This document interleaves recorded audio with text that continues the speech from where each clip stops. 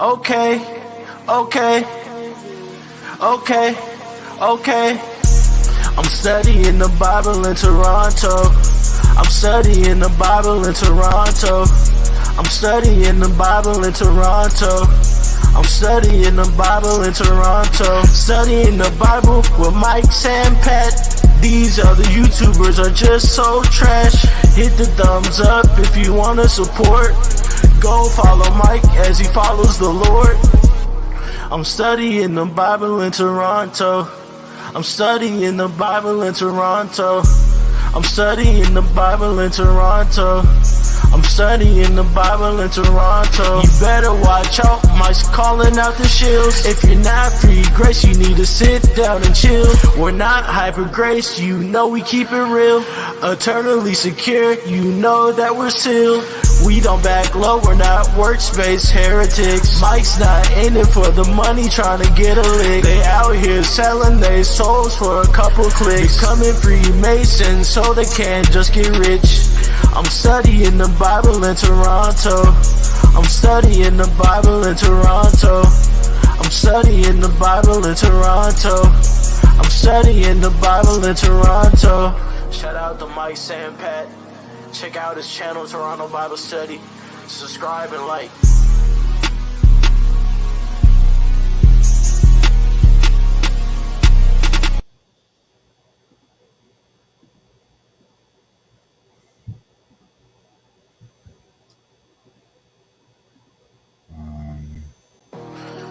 Okay.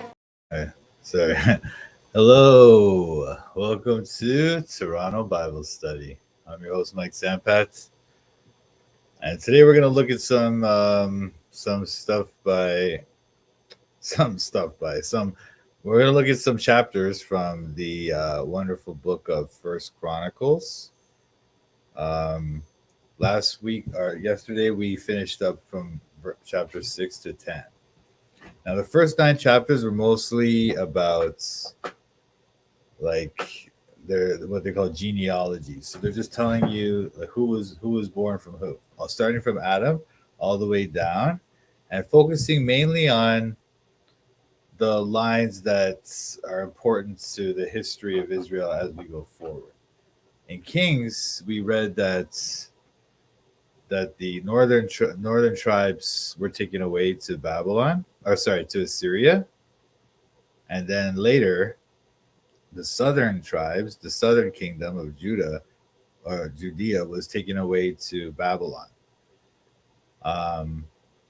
So when that happened, and the Judeans were eventually allowed to return after 70 years in Babylon, they returned to Jerusalem and rebuilt the temple, but the northern tribes were never found again.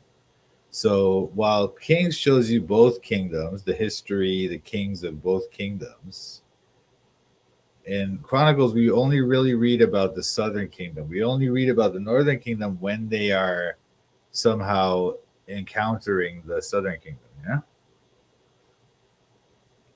I mean, in this early part of the book, we read about them because we're still talking about the reign of David and stuff. But once that group is taken away, they're gone. But as we continue to read in Chronicles, it's mostly focusing on the line of the Davidic line of kings in Judea, and they're mostly focusing on the history of that kingdom.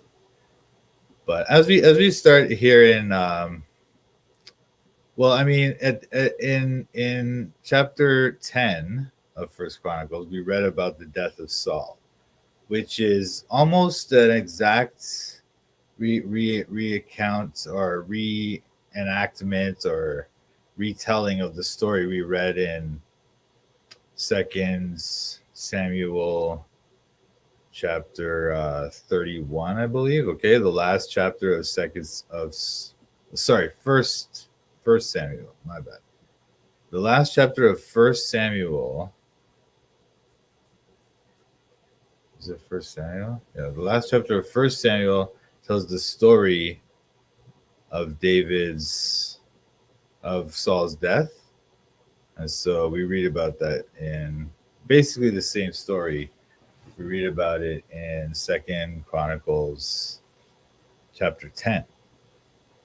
And now we're going to move on to chapters 11 to 15. Okay? So let's take a look at this. Hope you're all doing okay. I see we have a few watchers. I know this is kind of boring stuff, so a lot of people may not tune in, but that's okay. Maybe you can get a chance to look at it later, or maybe you're not that interested in this stuff. That's fine. But for those who are, I want it to be here available to you. Hopefully, it'll be useful to you, and it's useful to me too. I mean, as I go through these, I learn more. I learn more about these stories than I knew before because I do a little bit of research to try and find the interesting things to tell you guys about these things. So, this is a good exercise for me, and hopefully, it's a good exercise for you as well. Okay, let's begin. So I gotta set this, show screen. This one. Okay. I hope you guys can see this now. Yeah, okay. It's in Genesis. We're going down to First Chronicles chapter 11. So as I was saying, in chapter 10, we saw the death of Saul.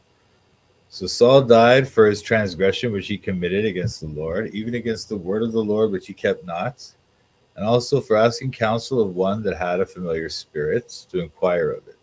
That was in 1 Samuel 28. We also talked about that yesterday. The witch of Endor, the so-called witch of Endor, right? This woman who Saul consulted because the Lord had basically not answered any of his inquiries, yeah. But it says, "And inquired not of the Lord, therefore he slew him." Now in 1 Samuel 28, we read that he did inquire of the Lord, but the Lord didn't answer him. So what's it saying here? I think it's saying that he should have kept on inquiring of the Lord. He shouldn't have just given up and went and checked with a witch. You know, he should have just kept on trying with the Lord rather than giving up. You know, but that's why it says that. And then so the Lord slew him and turned the kingdom unto David, the son of Jesse. So okay, now we're into chapter 11 here. Now with chapter 11, what we see here is like the beginning of David's army and his kingdom. You know, as the Philistines are gathering against Saul, or they've just defeated Saul, the people are coming to David onto Hebron, and they're aligning themselves with him. So let's read about that. I'll just read the first 3 and then we can talk about that, okay? So then all Israel gathered themselves to David unto Hebron, saying, Behold, we are thy bone and thy flesh. And moreover, in time past, even when Saul was king, thou wast he that leddest out and broughtest in Israel. And the Lord thy God said unto thee, Thou shalt feed my people Israel, and thou shalt be ruler over my people Israel. Therefore came all the elders of Israel to the king to Hebron, and David made a covenant with them in Hebron before the Lord. And they anointed David king over Israel, according to the word of the Lord by Samuel. So they anointed David the king now. And this is also seen in, let me find this thing. It's in 2 Samuel. I think it's in 2 Samuel chapter 4. Let me find it. Sorry, you guys. Oh, it's all the way in chapter 5. Okay. So let me just show you that real quick.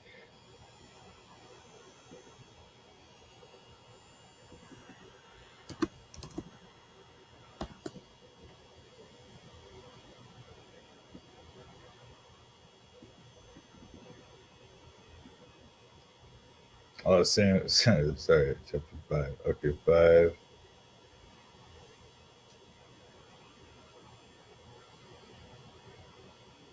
So because they're skipping some parts of the story. After Saul died, then one of his generals, this guy named Abner, took his son Mishbosheth and set him up as the king. Or sorry, Ishbosheth, and set him up as the king of Israel. And then that guy Abner started conquering all these territories back from the Philistines and solidifying Ishbosheth's kingdom in the north. Okay, but then later on, he got in a fight with Ishbosheth. Abner and Ishbosheth had a falling out, and he came and joined David. But then one of David's generals, this man Joab, who was actually David's nephew, he murdered Abner because he didn't want to lose his place as the head of the David's army. So then, and also because Abner killed his brother earlier in the story, so he just murdered the guy. And David always held that against Joab, you know.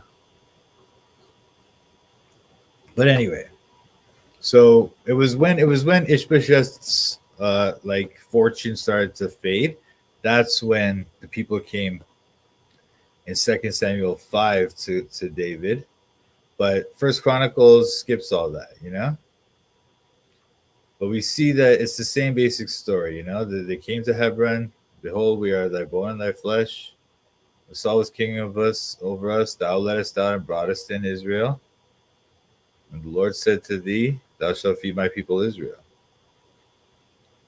And they made a league with him in Hebron before the Lord, and they anointed David king over Israel. But you see how it says it differently here? Therefore came all the elders of Israel, and David made a covenant with them in Hebron before the Lord. And they anointed David king over Israel according to the word of the Lord by Samuel. So it's a little bit different, the writing, the telling of it here. But it's basically the same story. All these people came and they signed up with him now. They realize that, okay, Saul's been defeated, so we have to go with him, you know? Then, in the next part of the story, is David's conquest of Jerusalem. See, at this time, the city of Jerusalem, was not part of the holdings of the Hebrews. Okay, David took the city from these people called the Jebusites. You'll read about them in the Bible in many places, but the Jebusites were the ones who occupied that place around Jerusalem. And actually, David never actually got rid of them completely. I mean, they defeated them in the war, of course, but they never completely got rid of them. Hey, thanks, Angela. Not boring? Thanks. It is the word of God. Thank you. Thank you, sir. Thank you, Angela. Glad you're here. But yeah, so now I'll just read from verse 4 to verse 9, and we'll talk about the conquest of Jerusalem. So, and David and all Israel went to Jerusalem, which is Jebus, where the Jebusites were, the inhabitants of the land.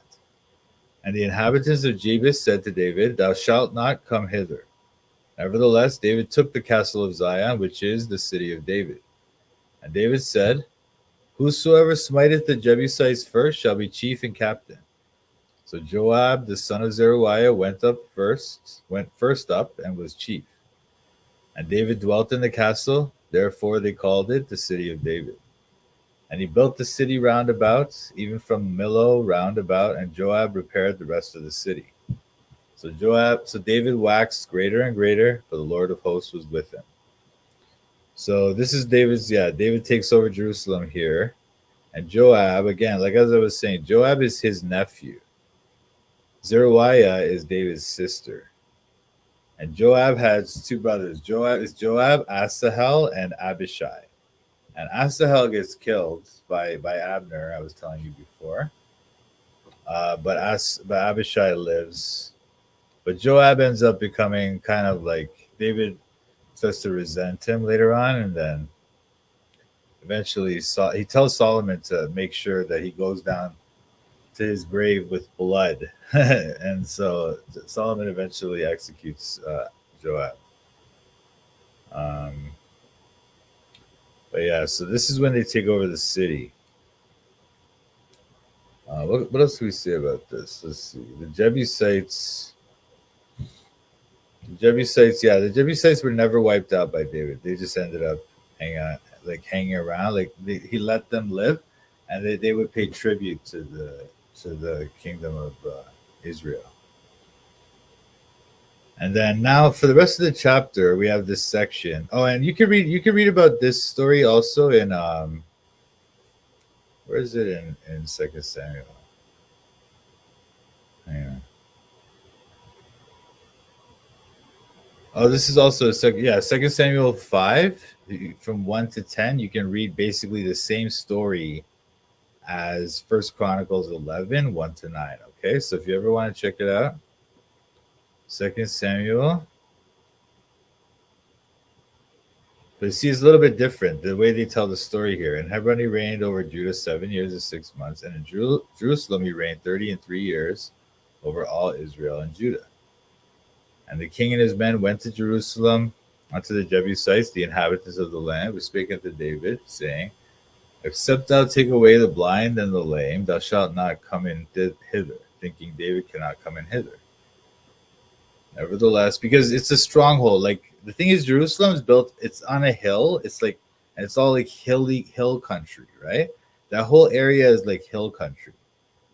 I forget what they call it in Hebrew, but it's like this hill country of Israel, right? And so because it's hilly, it's easier to defend militarily, because it's hard to bring your army in and surround. It's not like surrounding a castle that's on a plain, right? It's surrounding a castle on a hill. It's hard, you got to climb up the hill to attack the castle. So that's why these places are much more defensible for them, and that's why they call them the Bible will often refer to it as like the rock or the hill or the mountain.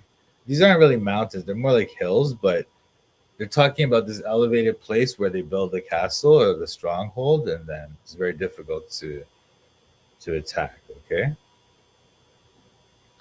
but anyway, so you can see, see how it says a little bit differently here. This is when in the other one it said whoever takes the city.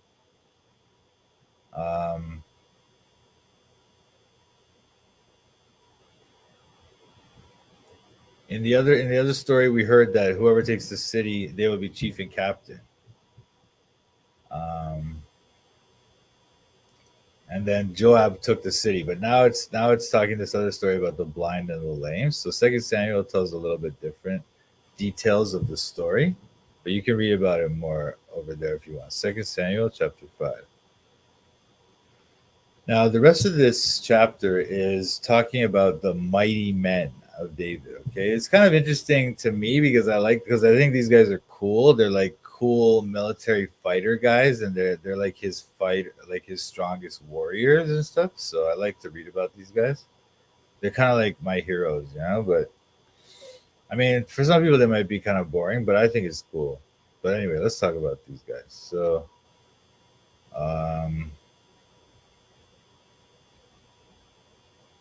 now this part's interesting because it's a little bit different than also Second Samuel as well.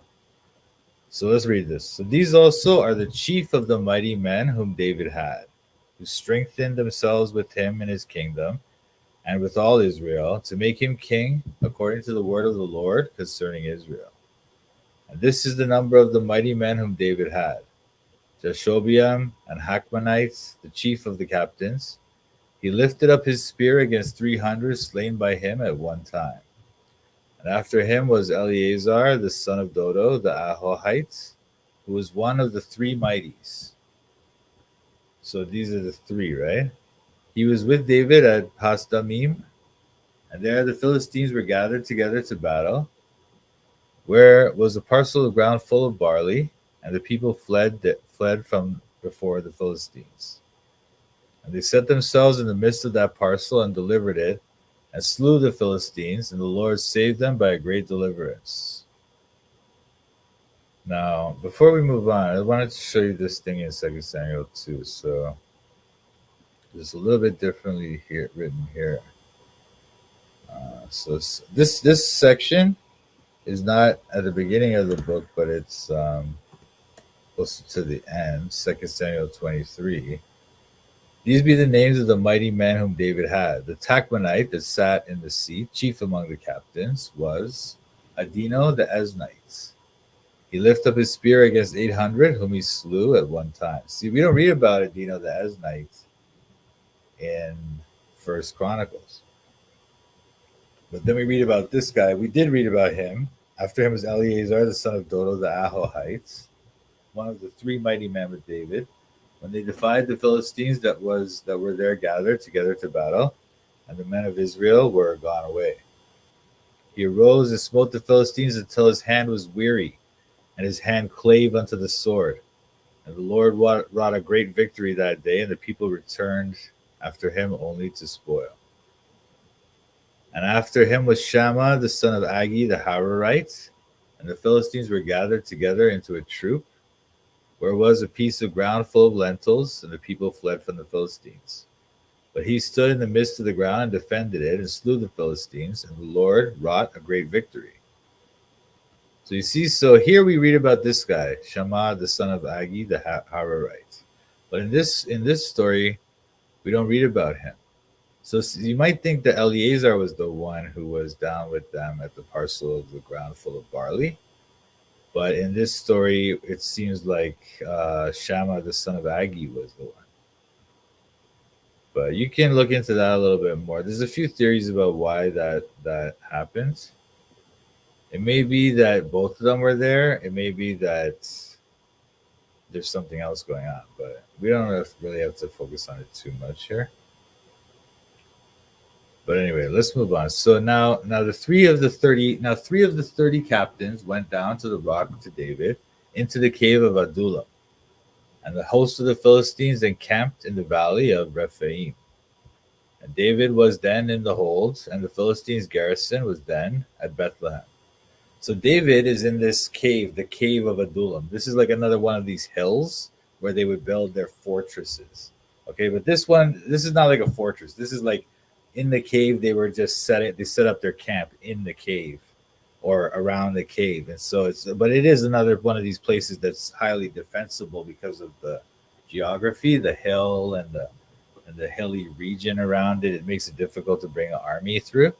So that's why they chose that place. But David was there, and the Philistines were encamped in the valley of Rephaim. The garrison was at Bethlehem. See, Bethlehem, that's David's hometown. So David's like, oh, the Philistines are in my hometown, man, and I'm here in this cave trying to set up my army. And so he's kind of maybe getting a little bit depressed or something. He says, David longed and said, oh, that one would give me drink of the water of the well of Bethlehem that is at the gates. And he just said it. He's just probably talking to himself or whatever. And the three mighties, right? They heard this. And the three break through the host of the Philistines and drew water out of the well of Bethlehem that was by the gate, and took it and brought it to David. And David would not drink of it, but poured it out to the Lord, and said, my God forbid it me, that I should do this thing. Shall I drink the blood of these men that have put their lives in jeopardy? For with the jeopardy of their lives they brought it. Therefore he would not drink it. These things did these three mightiest. So these mighty men of David, these like his best warriors, right? They heard it. He wanted the water. They broke in through the Philistines' army. It's a crazy mission to grab this. Like the whole garrison is around the city of Bethlehem, right? And there's a well inside the city or outside the city or something, and they have to break in through there, get the water, and come out. Like it's like a dangerous mission, but they did it. And then he took the water and poured it out, but not just poured it out on the ground. He poured it before the Lord. Poured it out to the Lord, you see. And he says, look what he says. Shall I drink the blood of these men that have put their lives in jeopardy? For with the jeopardy of their lives, they brought it. So what I think he's talking about here is, or what some people think he's talking about here is the whole thing of how the blood is the life, Genesis 9, for instance. And surely your blood of your lives will I require. Well, I'll read it from here actually. The flesh with the life thereof, which is the blood thereof, shall ye not eat. So he's talking about how he gave them everything to eat. The flesh with the life thereof, which is the blood thereof, shall ye not eat. And surely your blood of your lives will I require. At the hand of every beast will I require it, and at the hand of man. At the hand of every man's brother will I require the life of man. Whoso sheddeth man's blood, by man shall his blood be shed. For in the image of God made he man. So the blood is the life, right? The blood is the life. And that's what he's talking about here. This lives is nefesh. You see how it says at the bottom, nefesh?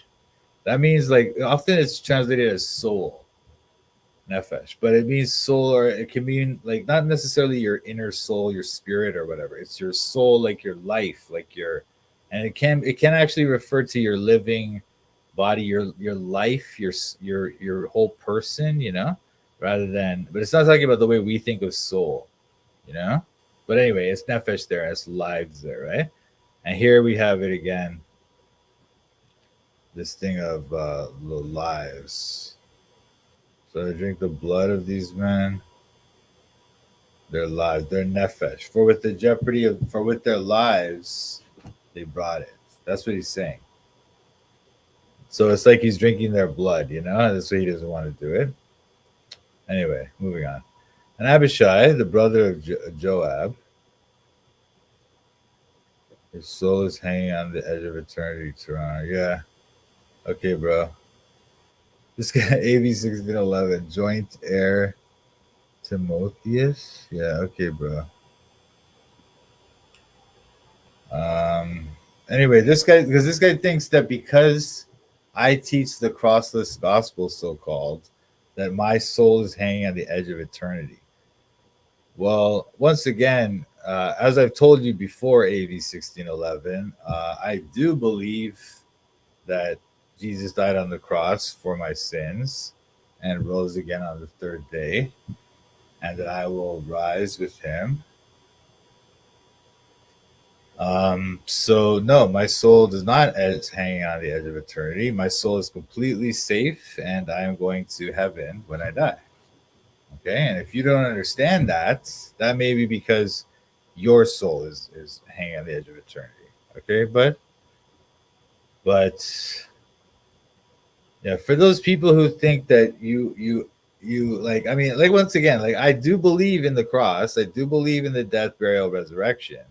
It's just that I don't believe that you have to necessarily know those things to believe that Jesus is the Christ. That's the ultimate thing that makes you get born again.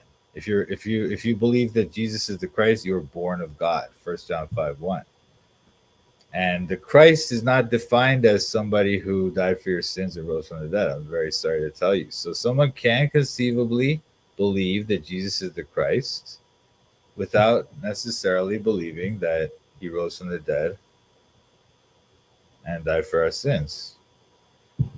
But anyway, moving on in the story, and Abishai, the brother of Joab, he was chief of the three. For lifting his spear against 300, he slew them and had a name among the three. So Abishai is the brother of Joab. That's like another one of David's nephews. And he was a great warrior too, obviously. He slew 300. Of the three, he was more honorable than the two, for he was their captain. Howbeit, he attained not to the first three. So there might be some, like, so this is like a subject of debate among who is these three and who is these other three. So the first three we read about before, except for one of them wasn't mentioned here. We had to go to 2 Samuel chapter 5. That might be the three, and then the first three, right? And then these three now.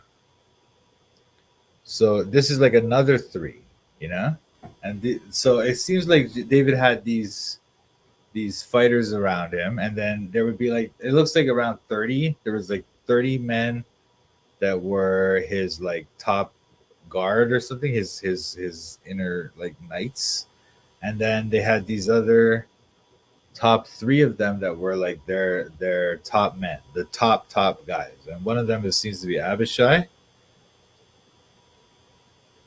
But then, wait, yeah, maybe not, because he was their captain, but he attained not to the first 3. So maybe Abishai was not one of them.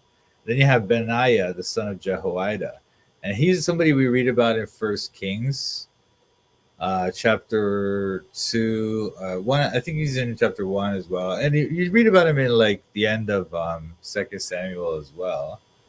I mean, that list I showed you here. Oh, sorry. 2 Samuel 28. 28.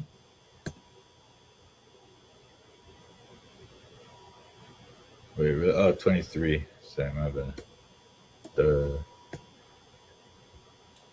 So you see this list of these 3 of the 30 chief went down, came to David. See, this is the story when they went to get the drink, right? This is 2 Samuel 23. And then you have the story of Abishai, the son of Zeruiah. See, it doesn't tell you that he's the son of Zeruiah in Chronicles, but we know, right? The brother of Joab.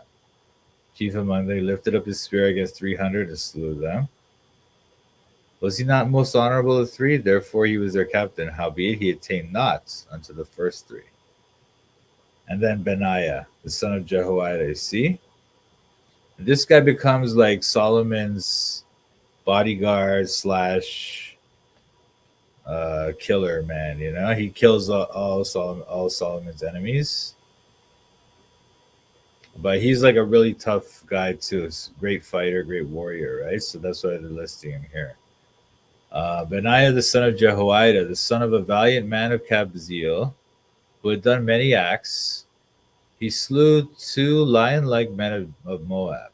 Also he went down and slew a lion in a pit in a snowy day. And he slew an Egyptian, a man of great stature, 5 cubits high. And in the Egyptian's hand was a spear like a weaver's beam. And he went down to him with the staff and plucked the spear out of the Egyptian's hand and slew him with his own spear. See, so this is the type of thing, like these are the heroic acts that people are probably telling the stories about these guys. They're making songs about them, you know? And that's why they get recorded here. These things did Benaiah, the son of Jehoiada, and had the name among the 3 mighties.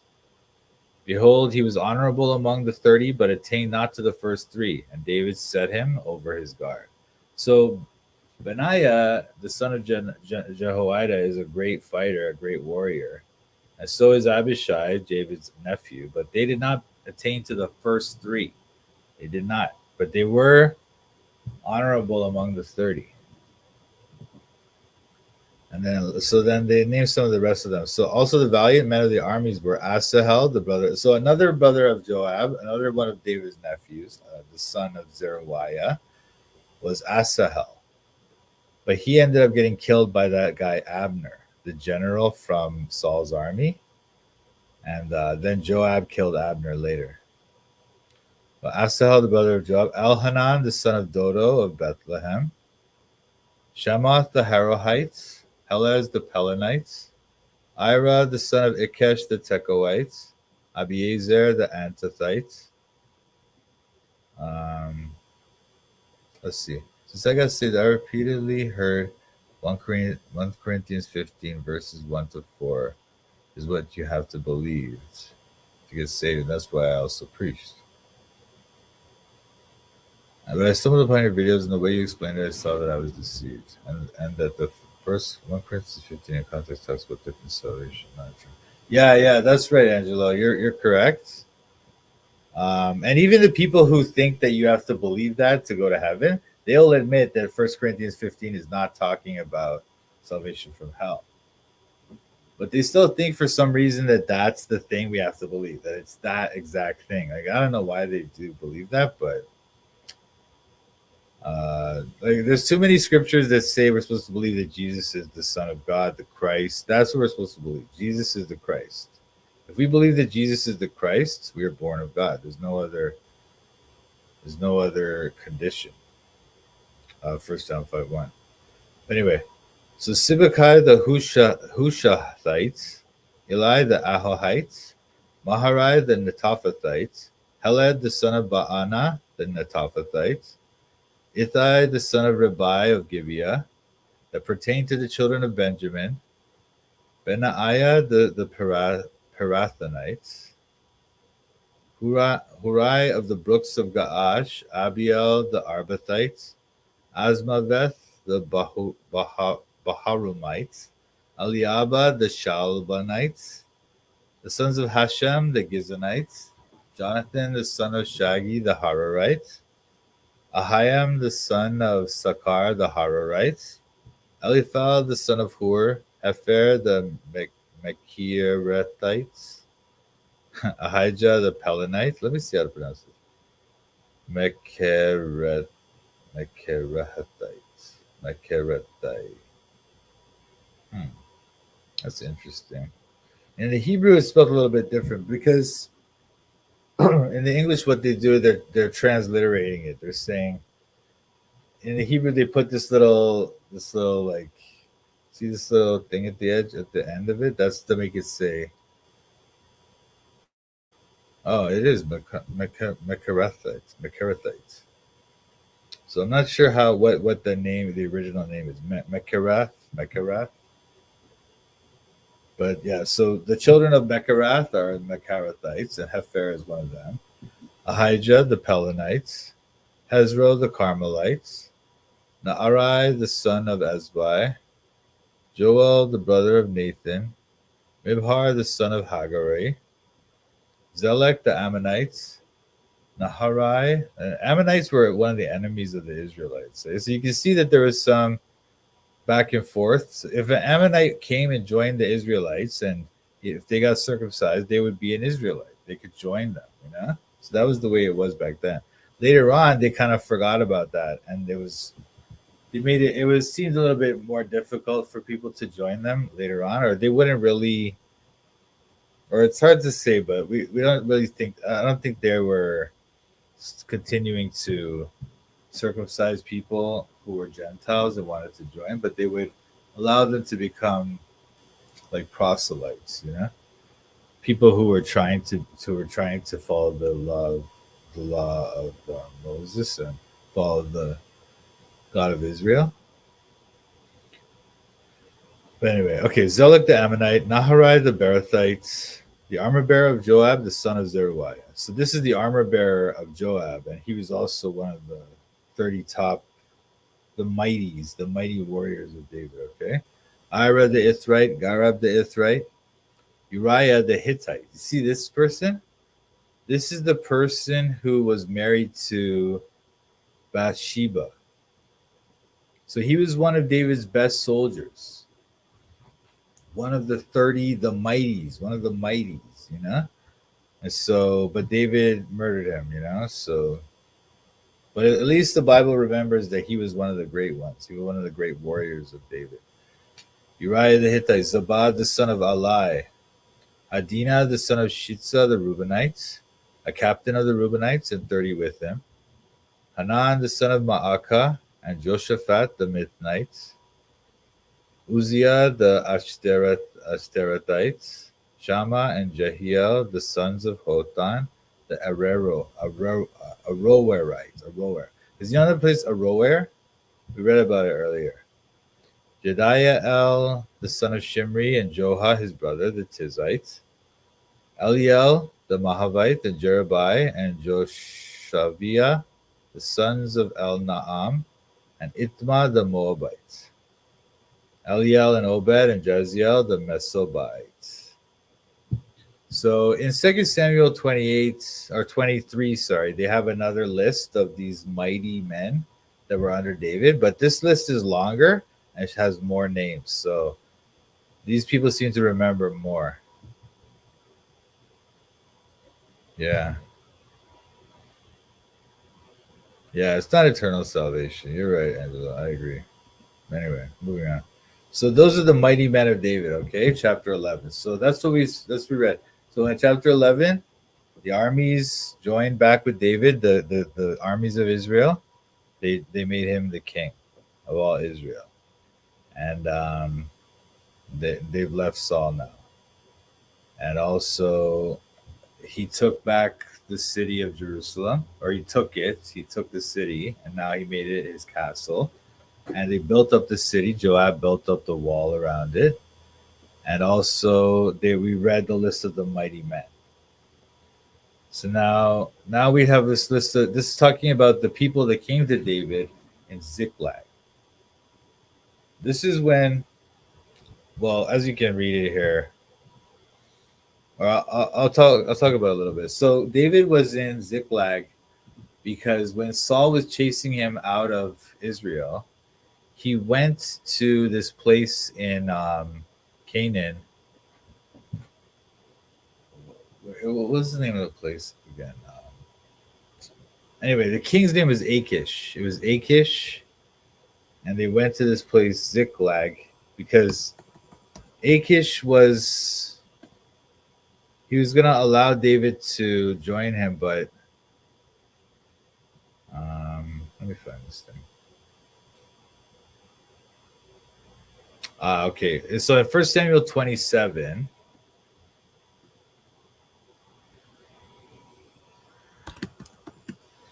first time David went to this guy,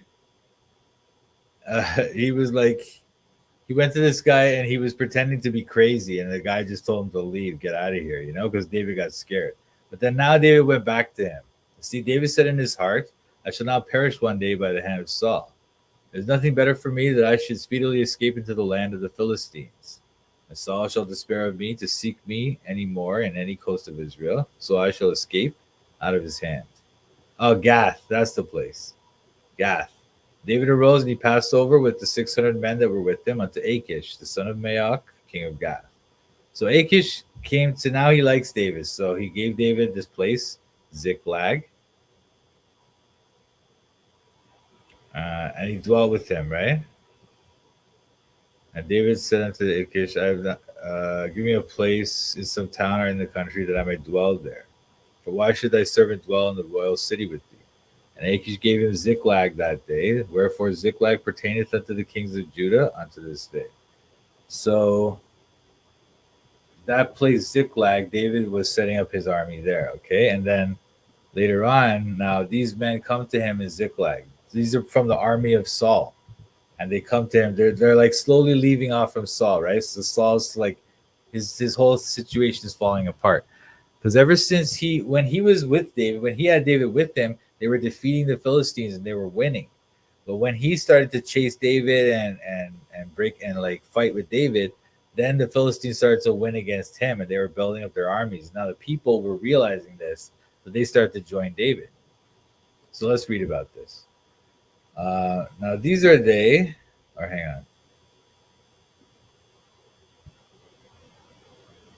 So it's a lot of reading for this one. I don't know how deep you want to go into this, but anyway, let's go. Now, these are they that came to David to Ziklag, while he yet kept himself close because of Saul, the son of Kish. And they were among the mighty men, helpers of the war. They were armed with bows and could use both the right hand and the left in hurling stones and shooting arrows out of a bow, even of Saul's brethren of Benjamin. So these are some guys who knew how. They were experts in the sling and in the bow, so they could use both right hand and left. Okay, the chief was Ahiezer, then Joash, the sons of Shemaah, the Gibeathite, and Jeziel and Pelet, the sons of Asmaveth, and Berakah and Jehu the Antothite. And Ismaiah the Gibeonite, a mighty man among the 30 and over the 30, and Jeremiah and Jahaziel and Johanan and Josabad the Gederathite, Eluzai and Jeremoth and Bealiah and Shemariah and Shephatiah the Haruphites, Elkanah and Jeziah and Azariel and Joezer and Jeshobeam the Korhites, and Joelah and Zebediah, the sons of Jehoram of Gedor. The Korhites, these are probably people who came down from like the Levite clan. And then they ended up probably with the Benjamites because at a certain point the tabernacle was moved to Shiloh, and that's where the Benjamites were. So that's probably why they ended up with them. And then these guys, Sons of Jeroboam. I don't know who those people are actually. I don't know those names. And of the Gadites, there separated themselves unto David into the hold to the wilderness men of might. And of the Gadites, there separated themselves unto David into the hold to the wilderness men of might, and men of war fit for the battle, that could handle shield and buckler, whose faces were like the faces of lions, and were as swift as the roes upon the mountains. This is using some language from the Psalms and also from First Samuel to describe warriors. But shield and buckler, a shield is like this big shield that you use. It's like a big shield, right? But a buckler is like a small shield. It just covers like this part, and it's kind of like more for close combat. But what you would do with it is like you try to catch the blade on it and move it away, and then you stab, right, with your knife. So it's good for knife fighting, but you can also use it with the sword, of course, right? But it's a small shield. It's very small. Like it doesn't cover more than like just your forearm. But the shield is like a big thing. It can cover up. Sometimes it can cover your whole body, if you hold it. And but these guys, and then anyway, so now describing these men, these Gadites, okay? Azer the first, Obadiah the second, Eliab the third, Mishmana the fourth, Jeremiah the fifth, Attai the sixth, Eliel the seventh, Johanan the eighth, Elzabad the ninth, Jeremiah the 10th, Machbanai the 11th. These were the sons of Gad, captains of the host. One of the least was over 100, and the greatest over 1,000. So these are just some like great warriors that were among them, the great captains of that Gadite army. And these are the people. They're probably the same people. They're the sons of Gad, right? They're probably the same people who became the Gadarenes, later on. But that's way in the future in the New Testament. But anyway, these are the day that went over Jordan in the first month, when it had overflown all his banks, and they put to flight all of them of the valleys, both toward the east and toward the west. And there came of the children of Benjamin and Judah to the holds unto David, and David went out to meet them. And so now it's just telling. So those are the people that were from the tribe of Benjamin that came to Judah to the holds unto David. Okay, the hold is like the fortress where he's gathering his forces. And David went out to meet them and answered and said unto them, if you become peaceably unto me to help me, mine heart shall be knit unto you. Knit, that means like my heart will be attached to you. I will join with you. But if ye come to betray me to mine enemies, seeing there is no wrong in mine hands, the God of our fathers look thereon and rebuke it. So the God of Abraham, Isaac, and Jacob, right, is going to look. So we're all brothers under that God. Now you guys were my enemies. Now you're trying to make friends with me. Well, if you come in peace, then we're good. We're brothers. But if you come to betray me, God's looking. So that's what he says to them. Then the spirits came upon Amasai. Now this is not a capital S spirit, but it's very interesting way of phrasing it, right? The spirits came upon Amasai, who was chief of the captains, and he said, thine are we, David, and on thy side, thou son of Jesse. Peace be unto thee, and peace be to thine helpers, for thy God helpeth thee. Then David received them and made them captains of the band. So now he received them in because they swore to him, right? And there fell some of Manasseh to David when he came with the Philistines against Saul to battle, but they helped them not. For the lords of the Philistines upon advisement sent him away, saying, he will fall to his master Saul to the jeopardy of our hands. So this is talking about when David was working with that king Achish, who gave him the place Ziklag that I was telling you about before. When David was working with him, he actually offered the guy to say, okay, when you Philistines go to fight Saul, I'll fight with you. And of course, his plan was to betray them in the middle of the battle, and which would be a disaster for them, right? But these guys were smart. They were like, no, don't let him, because he's going to betray us in the middle of the battle. So they sent him away. And that's from What is that from? I think that's from First Samuel 27 or something.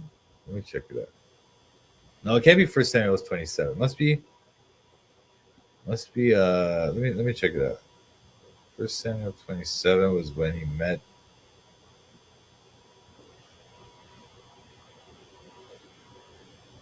Okay. Mm.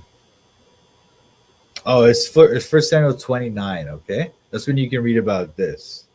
When they sent him back, he will fall. They were saying sent him away. The lords of the Philistines, upon advisement, sent him away, saying he will fall to his master Saul to the jeopardy of our heads.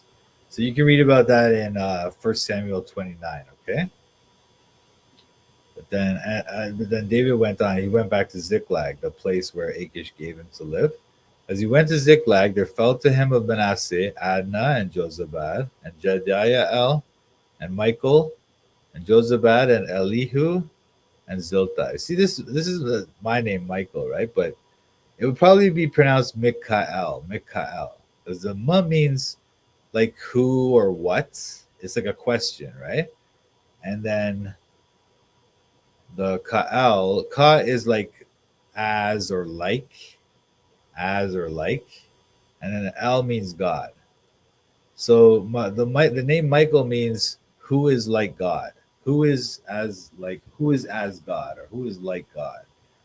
And of course, the answer is no one, right? But it's that kind of rhetorical question. That's what the name means. Anyway, Jozabad and Elihu. Elihu means my God.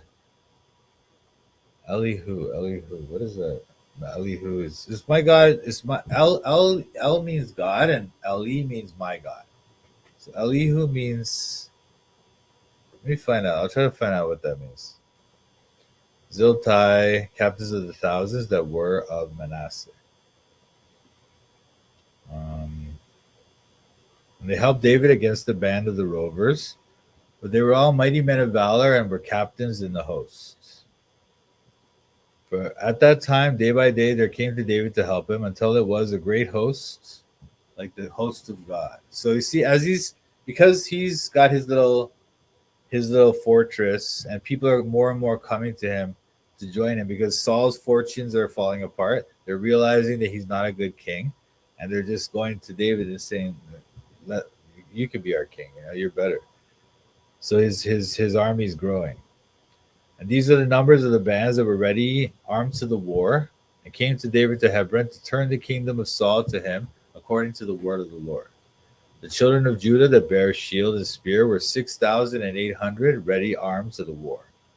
Of the children of Simeon, mighty men of valor for the war, 7,100. Of the children of Levi, 4,600. And Jehoiada was the leader of the Aaronites, and with him were 3,700. And Zadok, a young man, mighty of valor, and of his father's house 22 captains. And of the children of Benjamin, the kindred of Saul, 3,000, for hitherto the greatest part of them had kept the ward of the house of Saul. So you see, even the children of Benjamin, these are the kindred of Saul. This is Saul's tribe, is the tribe of Benjamin, right? But they came out, 3,000 of them came, and these are the ones that kept the ward of the house of Saul. That means they were the guards around his palace, right? But then they came out. And the children of Ephraim, 20,800, mighty men of valor, famous throughout the house of their fathers. And of the tribe of Manasseh, 18,000, which were expressed by name to come to and make David king. And of the children of Issachar, which were men that had understanding of the times, to know what Israel ought to do, the heads of them were 200, and all their brethren were at their commandments. Of Zebulun, such as went forth to battle, expert in war, with all instruments of war, 50,000, which could keep rank. They were not of double hearts. It sounds like they're brave men. It's just re-emphasizing that these guys, they're not the kind to be disloyal or whatever. They stay with they have one heart. And of Naphtali, 1,000 captains, and with them the shield, with them with shield and spear, 30 and 7,000. And of the Danites, expert in war, 20 and 8,600. And of Asher, such as went forth to battle, expert in war, 40,000. And on the other side of Jordan, of the Reubenites and then the Gadites, because you remember, if you remember the map I showed you last time, some of the tribes, they stayed on the other side of the river. They just took territories on the other side of the Jordan, and then they came over and fought with them when they were conquering the place, conquering Canaan. But then they returned back, and their territory was on the other side of the Jordan. And on the other side of Jordan, of the Reubenites and the Gadites, and of the half tribe of Manasseh, with all manner of instruments of war for the battle, 120,000. All these men of war that could keep rank came with a perfect heart to Hebron to make David king over all Israel, and all the rest also of Israel were of one heart to make David king. Let me show you this map before we move on, because it's good to think about these map things.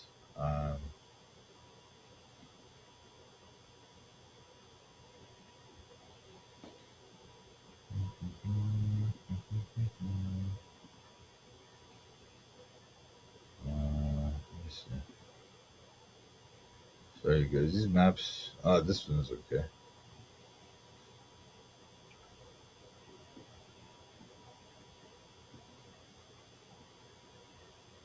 Okay, stop screen.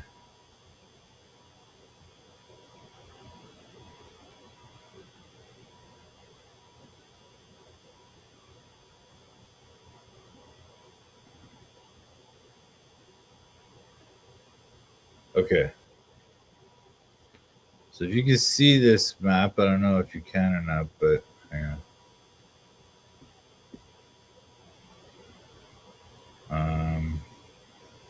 So you see, Manasseh has territory on both sides of the river. This is the River Jordan coming down here. This line here from this Sea of Galilee, it comes down, right? And then these other rivers join, the Jabbok River, the Zerka River. But then, so this is the land of Manasseh and Gad, right? These are the ones they were talking about on the other side of the river. This is Issachar. Issachar is one of the brothers. Manasseh and Ephraim, these were like the half tribes. And also Reuben took land on this side of the river as well. This is the River Jordan, and this is Israel. On this side of the Jordan is Israel. And Judah is down here. So this is the part that Benjamin and Judah, they joined. And Simeon has some territory here, but they didn't remain. And Judah is here.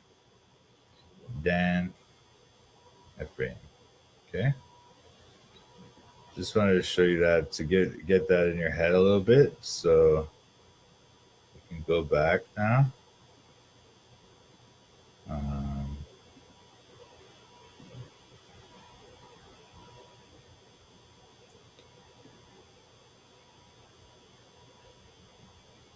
Yeah. Okay. So that's why it says that the Reubenites and the Gadites and of the half tribe of Manasseh were on the other side of Jordan. See? Anyway, so they had their heart to make David king. So these are the ones that are coming in to join the army. And there they were with David 3 days, eating and drinking, for their brethren had prepared for them.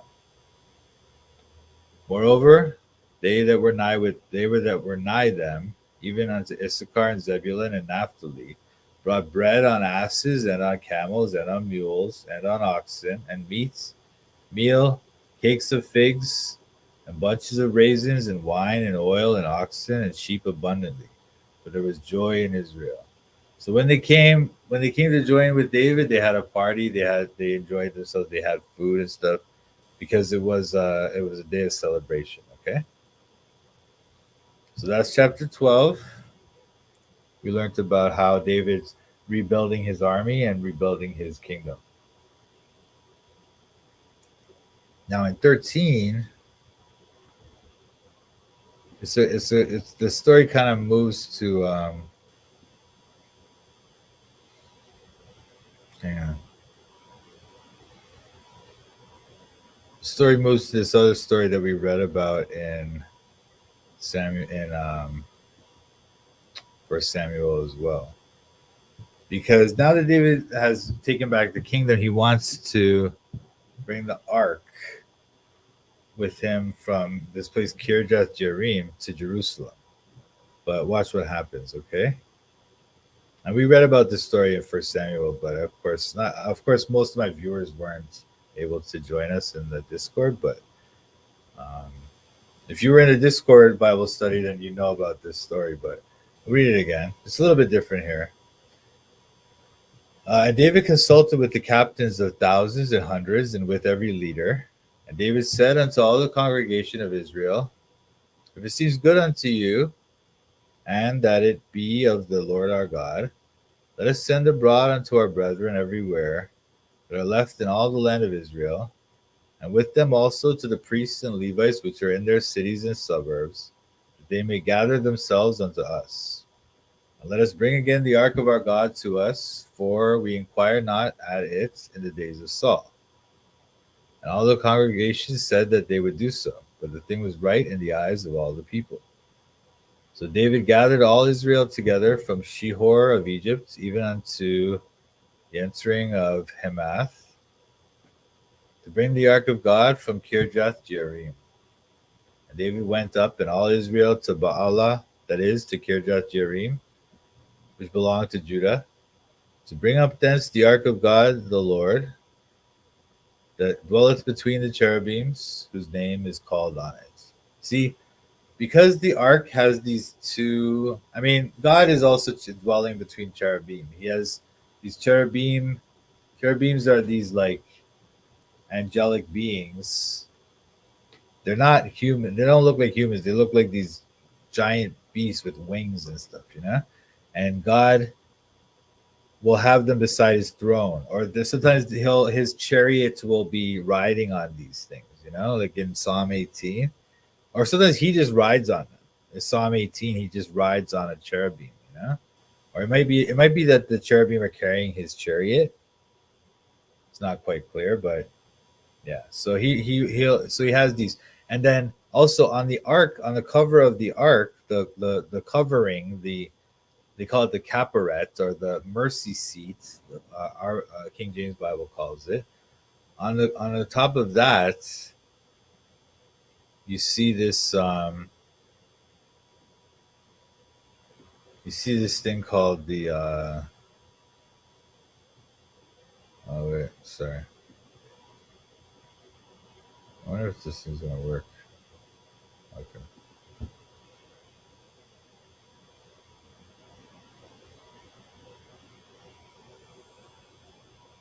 Anyway, let me see. So I'm going to show you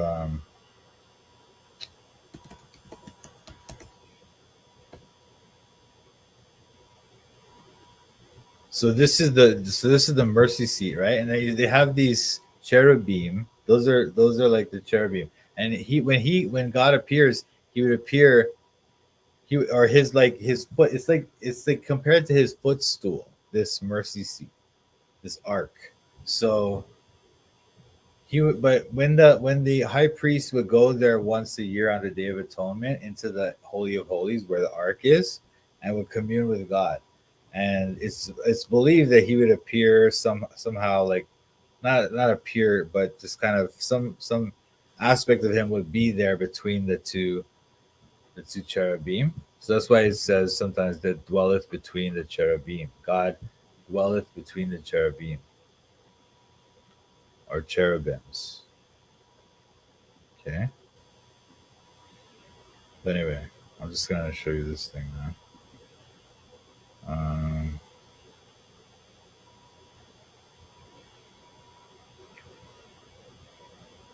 So that's why. So they went to bring up thence the ark of God, the Lord, that dwelleth between the cherubims, whose name is called on it.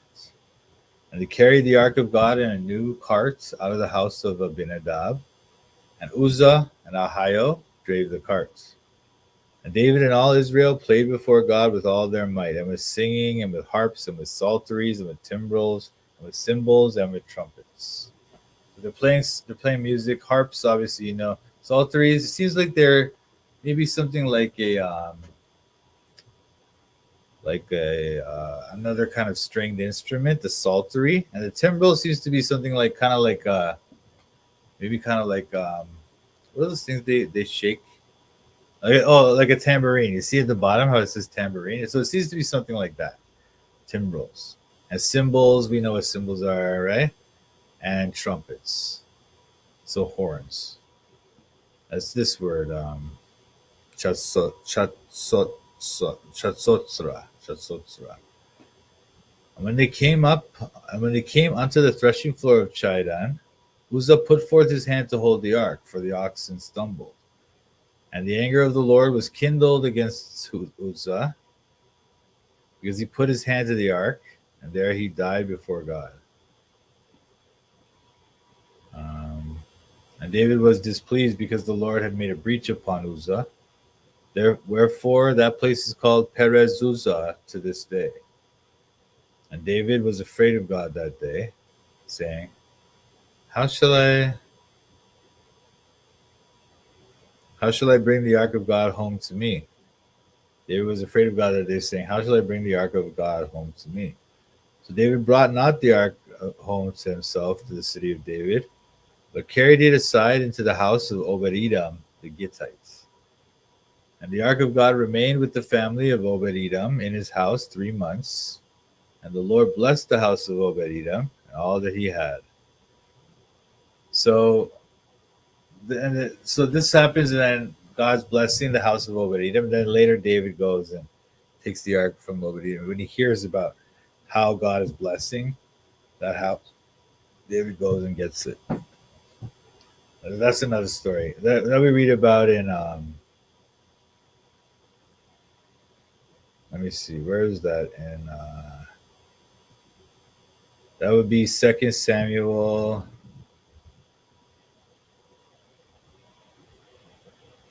Hang on, sorry.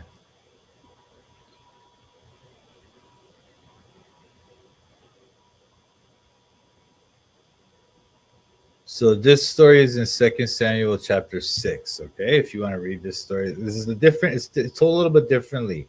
So it's worth your time to check it out and think about it. Maybe it's a little bit, ask yourself, why is it different here? What's going on? What's happening? Of course, the Bible is all true. So whatever happened, if there's any little differences, it's something with the authors. They wanted to tell you the story a little bit differently.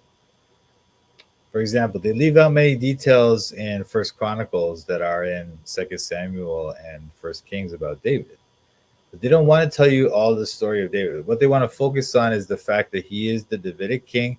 He is the line that will lead to the Messiah. And they want to show you that history of Israel. They don't really focus on the northern kingdom of Israel. They don't focus on that. They focus on this Davidic line through the kingdom of Judea. Okay? Now, this section is also in this actually is in, we don't read about this actually in Samuel and Kings, but this is a part that, because we do read about Hiram, king of Tyre. He's a friend of Solomon's, and he helps Solomon build a temple by giving him cedar, as we read here, right? And also giving him masons and carpenters and other people to build the house, and other people that know about how to build the temple. So Hiram, king of Tyre, did that, and what it says in First Kings is that Hiram did it because he was ever a lover of David. That is, he was David's friend, and he always loved David.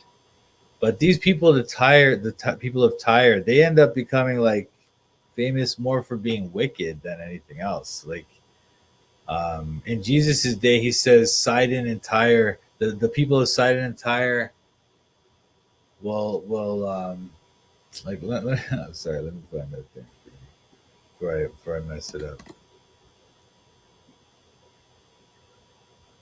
Matthew 11:21.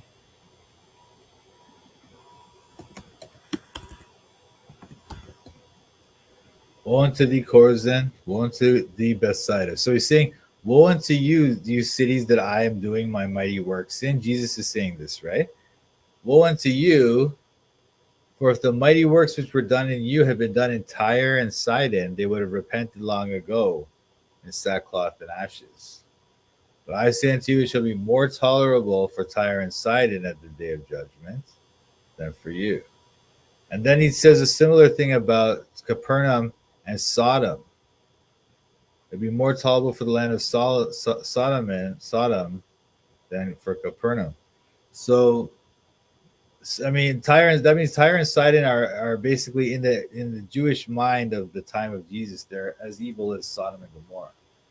You know, and it's because they were really wicked. They're called this group called the Phoenicians, and they're a very famous and powerful group.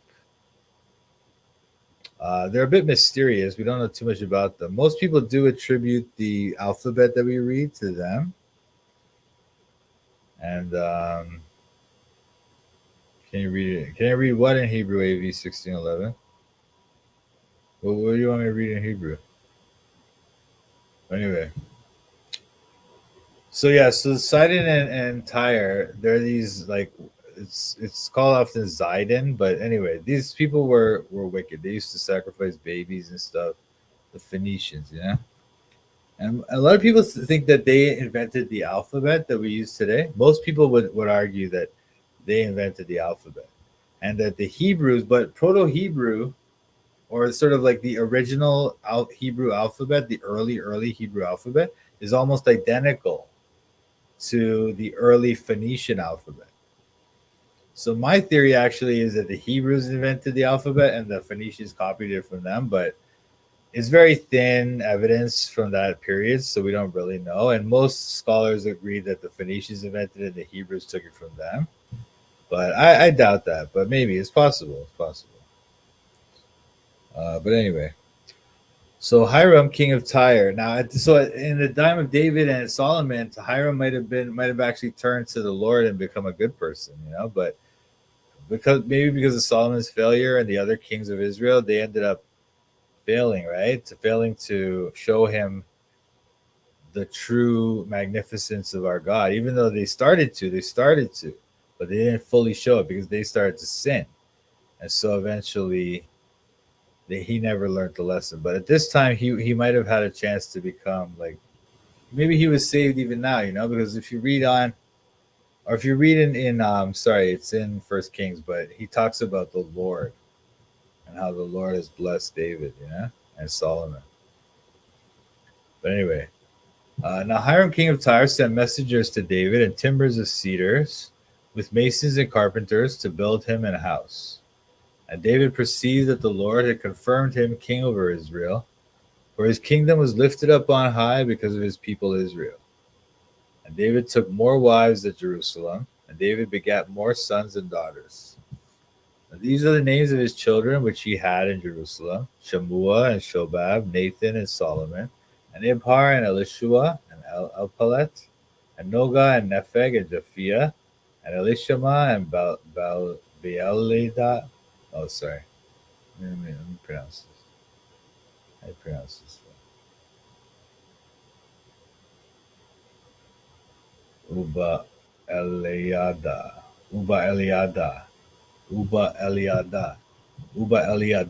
Because usually in Hebrew, the last syllable is the one that gets the emphasis. So, Be'eliada, and Eliphalet. But these are the children that David had when he was in Jerusalem. And this one is the most famous one, Solomon, right? But Nathan as well. This is named after the prophet Nathan, probably.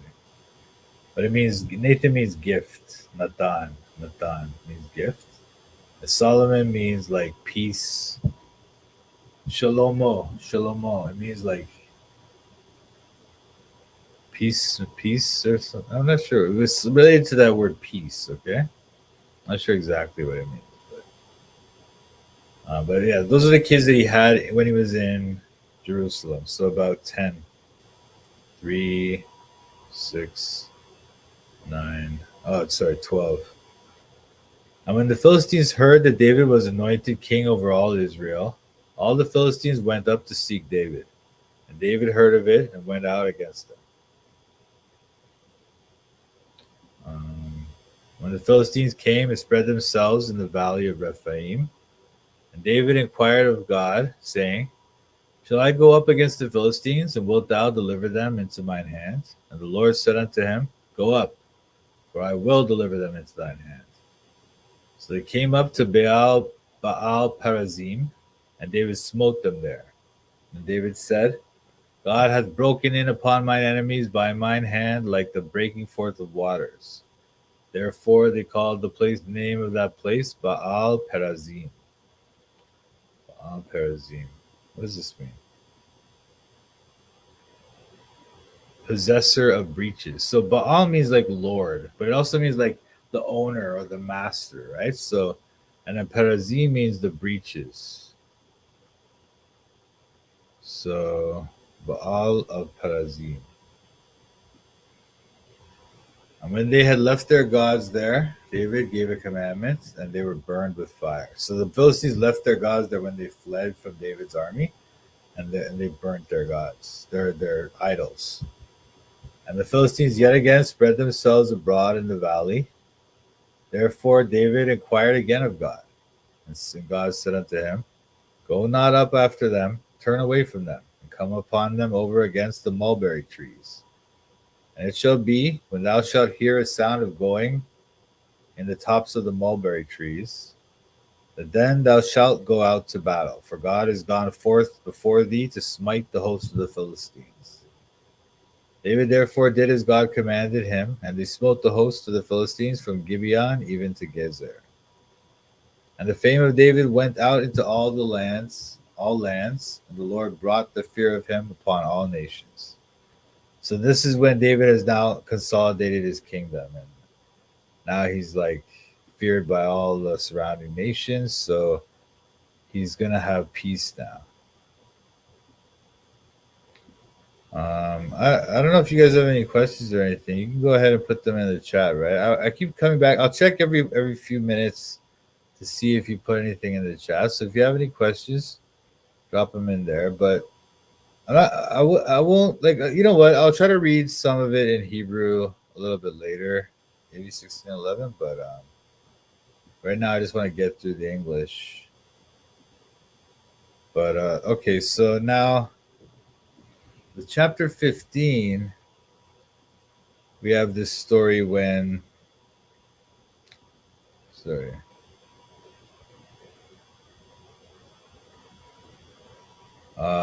in chapter 15, we have this story, which is also appearing in 2 Samuel. So remember that David was going to bring the ark to Jerusalem, but then when one of the oxen slipped, then the ark looked like it was going to fall down. This guy Uzzah, who was with the ark, he put his hand on it, and God was angry because you're not supposed to touch the ark. So God struck him down dead. So then David felt scared to bring the ark in. So he left it at the place of this kind of rich guy who was nearby there, who wasn't an Israelite, by the way. His name's Obed-Edom. He's probably an Edomite. But he left it in his house. The guy's probably got enough wealth that it would he could take care of it and it wouldn't be unsafe, right? It's going to be safe there. But as soon as he left it there, then the house of Obed-Edom was being blessed by God. And then David heard about it, and then he wanted to bring it into the Jerusalem. He realized that that's a sign, like, you should bring it in. But anyway, let's read this. And David made him houses in the city of David, that's Jerusalem, and prepared a place for the ark of God, and pitched for it a tent. Then David said, None not to carry the ark of God, but the Levites. For them hath the Lord chosen to carry the ark of God, and to minister unto him forever. And David gathered all Israel together to Jerusalem, to bring up the ark of the Lord unto his place, which he had prepared for it. And David assembled the children of Aaron and the Levites. Of the sons of Kohath, Uriel the chief, and his brethren, 120. And of the sons of Merari, Asaiah the chief, and his brethren, 220. Of the sons of Gershom, Joel the chief and his brethren, 130. Of the sons of Elizaphan, Shemaiah the chief, and his brethren, 200. Of the sons of Hebron, Eliel the chief and his brethren, fourscore. Of the sons of Uziel, Aminadab the chief and his brethren, 112. And David called for Zadok and Abiathar the priests, and for the Levites, for Uriel, Asaiah, and Joel, and Shemaiah, and Eliel, and Aminadab, and said unto them, Ye are the chief of the fathers of the Levites. Sanctify yourselves, both ye and your brethren, that ye may bring up the ark of the Lord God of Israel unto the place that I have prepared for it. For because ye did it not at the first, the Lord our God made a breach upon us, for that we sought him not after the due order. So he's saying now that because they didn't use the Levites to carry the ark, they used Uzzah and that other guy. That's why God made a breach against them. So the priests and the Levites sanctified themselves to bring up the ark of the Lord God of Israel. And the children of the Levites bare the ark of God upon their shoulders with the staves thereon, as Moses commanded according to the word of the Lord. See, that was true. When they used to carry the ark with Moses and with Joshua, they would have these like poles, like staves, poles, right? And so you put the pole on your shoulder, and then the pole hooks into the ark, so it can carry. And so there's like 4 men or maybe more, and they carry the ark on their shoulder because they have the pole, but they never touch it. They never actually touch it, you know? That's what they were supposed to do.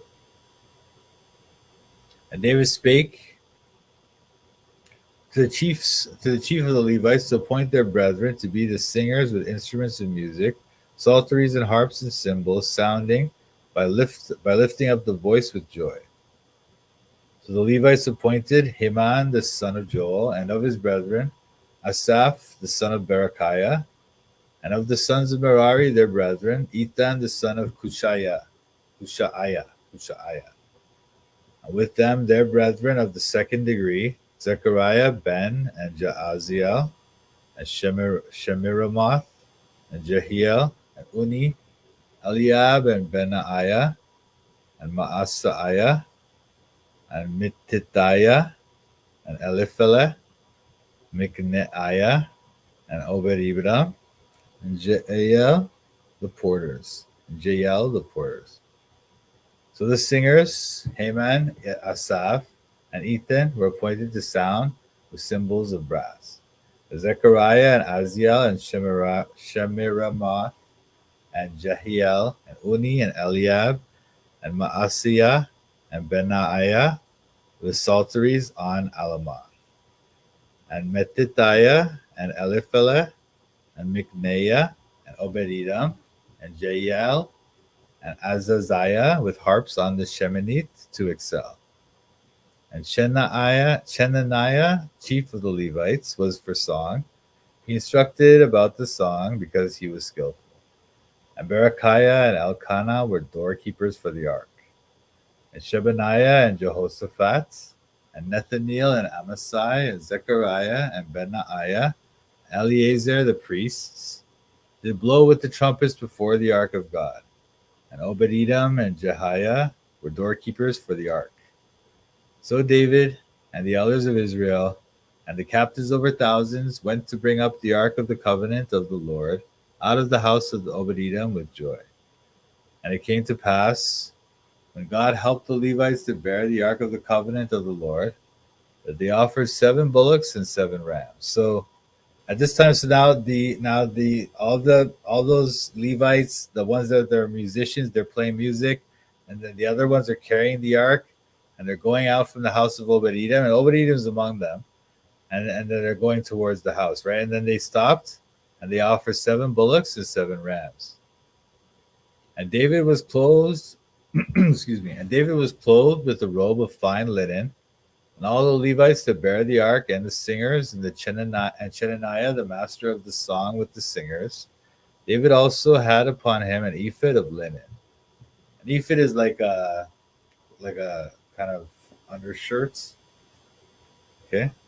Thus all Israel brought up the ark of the covenant of the Lord with shouting and with sound of the cornets, and with trumpets, and with cymbals, making a noise with the psalteries and harps.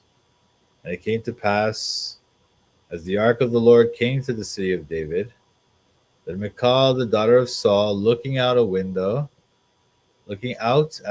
saw King David dancing and playing, and she despised him in her heart.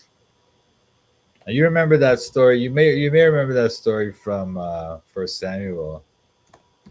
In that story, there's a little bit more. You read a little bit more because Michal was Saul's daughter, obviously, and David's first wife.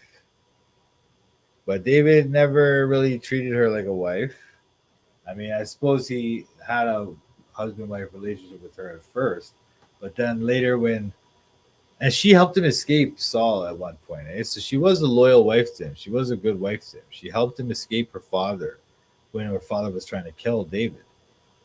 But David later, I don't know if he kind of neglected her. He married another woman, Abigail, and then another one later, and then others. And in the meantime, her father, Saul, married her off to this other man, who she had children with and was living a married life with the man. But then David took her back from him. And so she kind of, maybe she resented that, I don't know. But then later, when she saw David dancing, and in Second Samuel describes him as almost naked, maybe naked or maybe like very, very little clothing, dancing, and all the women were like going crazy a little bit. So, which is something that, it's kind of like how women will scream and stuff over men, over like, like a boy band or something. So probably something like that was going on, and she was getting jealous, and then she despised him in her heart. But then when David, okay, well let's look at it. It's 2 Samuel 6.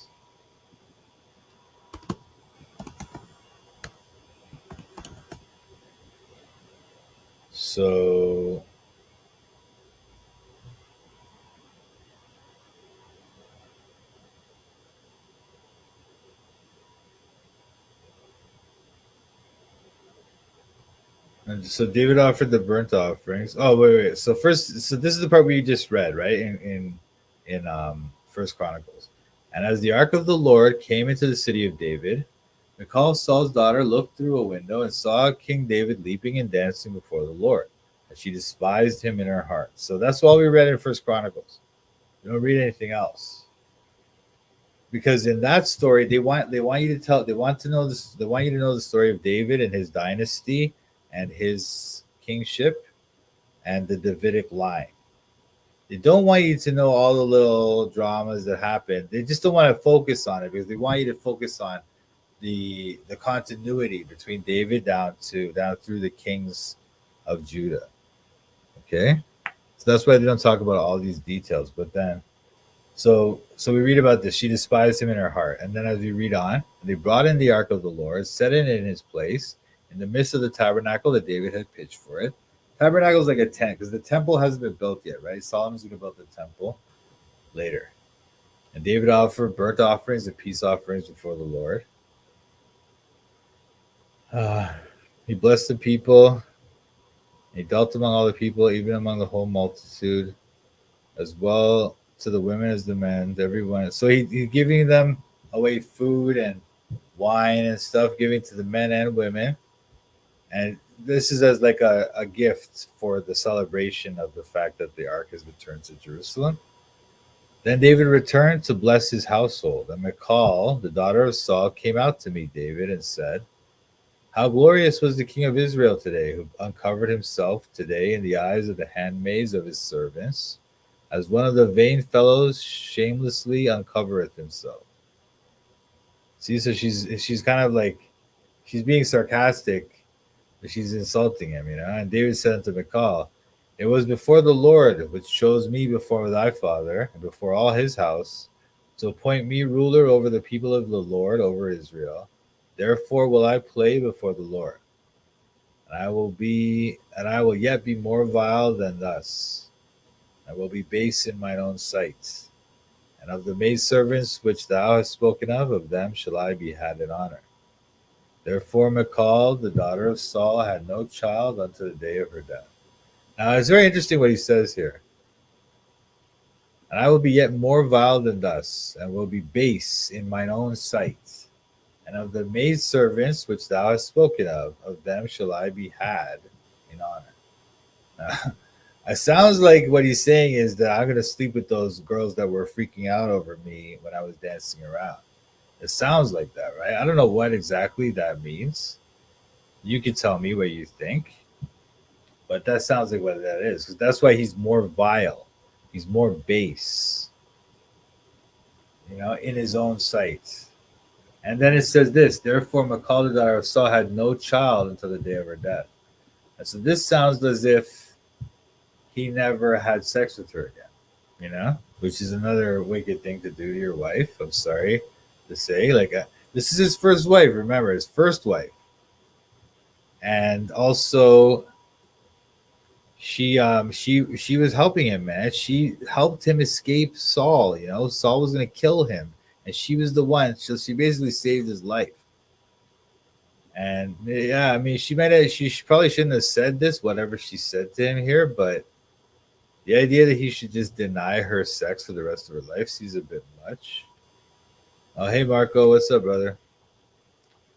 But yeah, so that's that story. That's from Second Samuel chapter 6, if you want to look into that further, okay? And this is now in chapter 16. It goes on, okay? But we're gonna end it there for today.